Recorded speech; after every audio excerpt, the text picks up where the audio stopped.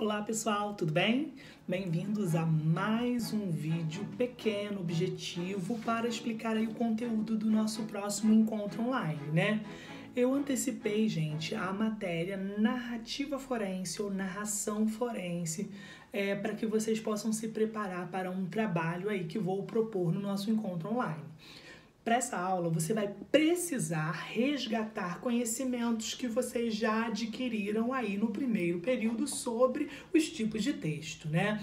Nós aprendemos sobre narração, vimos que narrar é contar um fato, contar uma história, tudo que se propõe a contar é narrar.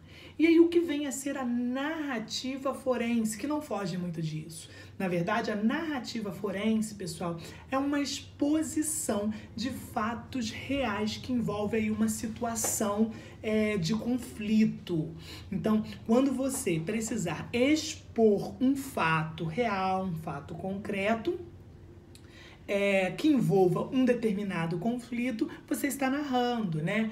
A gente tem aí uma citação que eu gostaria de compartilhar com vocês de Henriques e Damião, que diz assim: a narrativa, ela está presente em todas as peças jurídicas, na petição inicial, na denúncia, na reclamação trabalhista, enfim, em todas as peças que perpassam aí a vivência do operador de direito, apresentando um fato como um retrato da verdade. Olha que bacana isso na citação, gente. A apresentação de um fato como um retrato da verdade.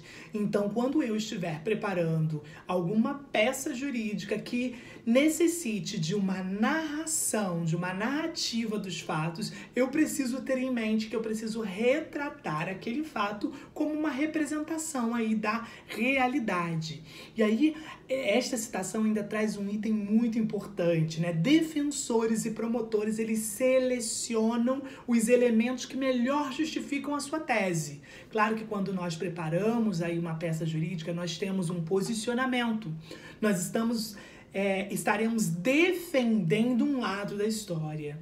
E a seleção daquilo que comporá aquela narrativa forense será de suma importância. Nós vamos ver aí mais adiante que a narrativa, ela é um elemento muito importante para dar subsídios para uma argumentação. Nessa disciplina Linguagem Jurídica, nós vamos abordar aí, gente, tanto a narrativa como a argumentação, que são dois elementos essenciais na vida de um operador de direito. E quando você narra, você elenca os fatos importantes para apresentá-los, isso já está contribuindo de alguma maneira aí para a sua argumentação, ok? O que eu preciso saber inicialmente é que existem dois tipos de narrativas, dois tipos de narrativa forense. A saber, uma narrativa simples, que também, pessoal, pode receber o nome de imparcial. E aí eu percebo imediatamente que a palavra imparcial indica que eu não posso, nessa exposição dos fatos, me colocar a minha opinião, o meu olhar pessoal de quem estou defendendo. É apenas uma exposição objetiva de um determinado fato que gerou algum conflito, ok? É aquela que expõe de maneira objetiva e imparcial. E um ponto importante, em ordem cronológica, eu preciso analisar exatamente como aconteceram os fatos e o que dentro desse fato aconteceu primeiro, o que aconteceu segundo, o que aconteceu terceiro. A minha narrativa, tanto esta que estou explicando quanto a outra que explicarei, elas precisam ser sempre cronológicas, sequenciais, ok? Todos os fatos juridicamente importantes para um caso concreto deve constar na sua narrativa. Então, a narrativa imparcial ou a narrativa simples, não há um posicionamento por parte de quem produz aquele texto, por parte de quem você defende. Já a segunda narrativa é a narrativa valorada. É aquela narrativa repleta de valores, juízos de valores. Aqui sim eu vou prestar bastante atenção na escolha vocabular, na introdução de algumas expressões que de alguma maneira já expõem o meu posicionamento diante daquele conflito que está sendo ali narrado, diante daquele fato que está sendo exposto, ok? É modalizada a favor daquele ou daqueles cujo interesse o advogado representa. Eu estou te representando, então eu preciso contar a sua história de uma forma em que vá sobressair os elementos em sua defesa. Eu preciso prestar atenção em cada elemento que vai constituir esta história, ok? Em decorrência disso, gente, a seleção das informações e a maneira, a forma de organizá-la vai ser super importante. Então eu preciso prestar muita atenção na história e elencar desta história de forma cronológica aqueles elementos que me servirão de base para argumentar, para defender aí a pessoa a quem represento, ok? Uma observação importante. Na tarefa da construção do texto narrativo, gente, dessa natureza, o operador de direito ele trabalhará com diferentes tipologias textuais. Isso nós aprendemos no primeiro período. Quando eu estou narrando, eu posso introduzir traços descritivos nesse texto. Eu vou introduzir traços dissertativos. Então eu vou precisar recorrer àqueles conteúdos para ter esse entendimento mais amplo na hora de estar aí compondo a minha narrativa forense, ok? O produtor de texto, é importante considerar que aquele que redige, por exemplo, uma petição inicial, ele deve ter em conta que a formalidade não se confunde com rebuscamento. Nós já falamos sobre isso. Um texto ele precisa ser simples, com uma linguagem clara, mas sempre na modalidade culta, na modalidade formal da língua, ok? E aí eu vou passar para vocês quais são os elementos que constituem essa história.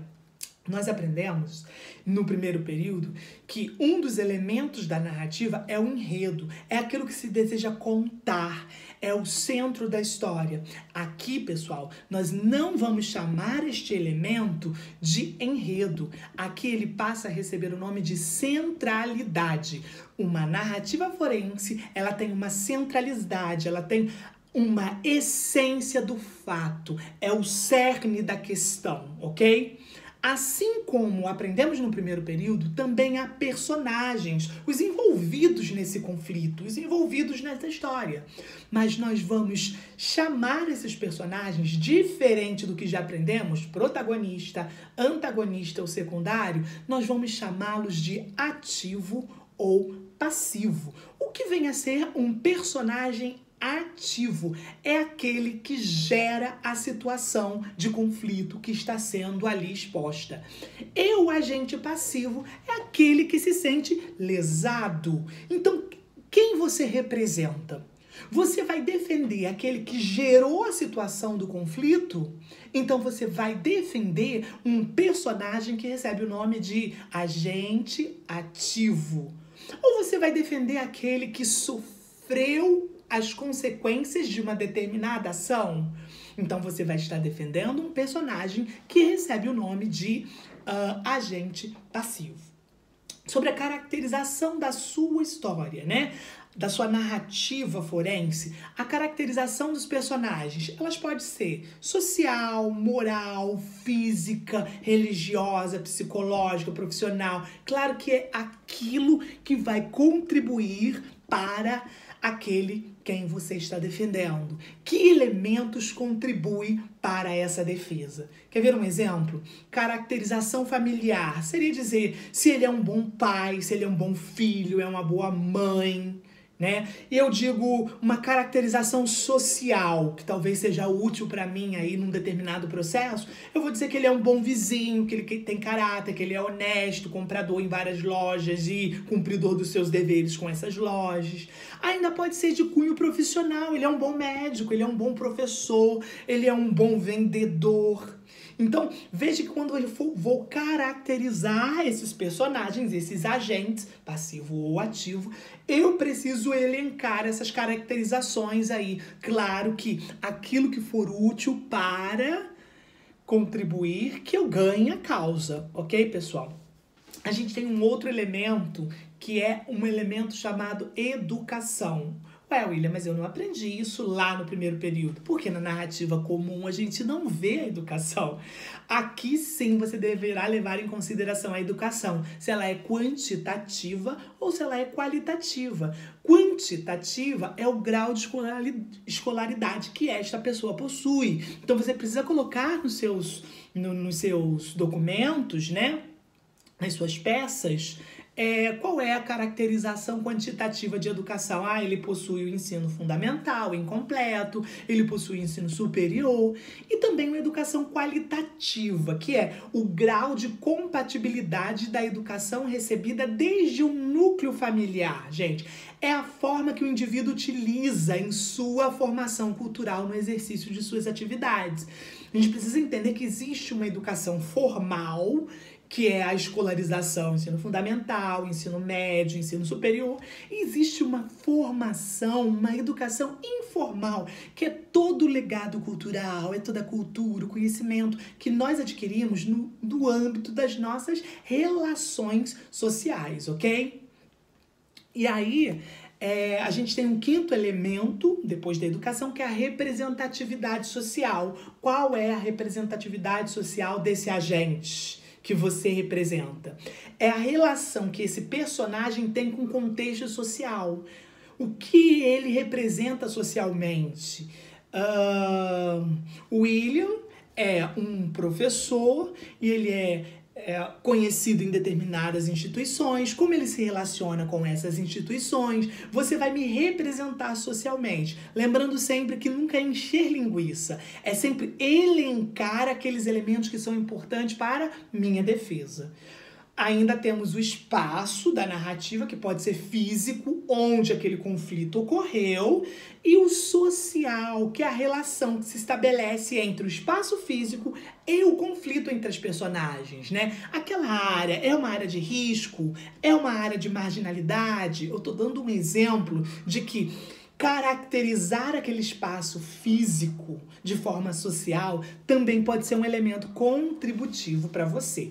Temos o tempo cronológico ou psicológico. Claro que o cronológico é o marcado, o exato pelo relógio, nós já aprendemos isso. E o psicológico é o tempo interno do sujeito, né? As atitudes dos sujeitos vão ser narradas de acordo com os seus sentimentos. É um tempo muito complexo, por isso precisa ser muito bem organizado. Temos outro elemento que é o ponto de vista, que é a tese que está sendo defendida, né? Após a análise dos elementos que eu acabo de falar, você, como profissional de direito, você vai caracterizar o delito em questão. Claro que com uma coerência, com uma lógica, e elaborar a sua tese, que deverá ser posteriormente fundamentada. Em virtude do que eu apresentei, penso eu isso. E isso que eu penso está fundamentado nisso. Ou seja, claro, gente, que é a legislação, são os artigos nos quais você aí vai se amparar. Claro que esse trecho da narrativa, ele tem um viés dissertativo, que é uma defesa aí de opinião, uma defesa de tese, é aquilo que se defende. Gente, eu passei bem rapidamente, objetivamente, tentei fazer um vídeo curto, só para que vocês tenham um insight do que nós falaremos no nosso encontro. Claro que no nosso encontro online nós vamos esmiuçar cada um desses elementos, vamos ver alguns exemplos para que você possa construir de forma efetiva e qualitativa as suas narrativas forenses. Forte abraço e até a próxima, pessoal!